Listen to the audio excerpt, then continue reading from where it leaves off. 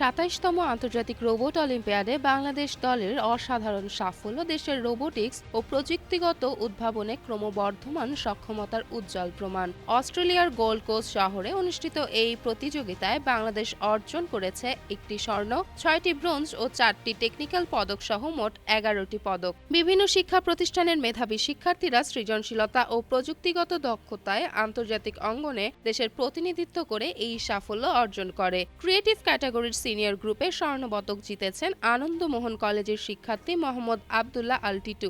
এছাড়া physical computing ও creative movie সহ বিভিন্ন ক্যাটাগরিতে বাংলাদেশের শিক্ষার্থীরা ব্রোঞ্জ ও টেকনিক্যাল পদক অর্জন করেন। তথ্য ও যোগাযোগ প্রযুক্তি বিভাগের পৃষ্ঠপোষকতায় গঠিত বাংলাদেশ দলটির প্রশিক্ষক হিসেবে গুরুত্বপূর্ণ ভূমিকা পালন করেন মিশাল ইসলাম ও তানজিম আল ইসলাম দিবস। তাদের দিক নির্দেশনা ও ধারাবাহিক প্রশিক্ষণ শিক্ষার্থীদের আত্মবিশ্বাস ও দক্ষতা বৃদ্ধিতে সহায়ক হয়েছে।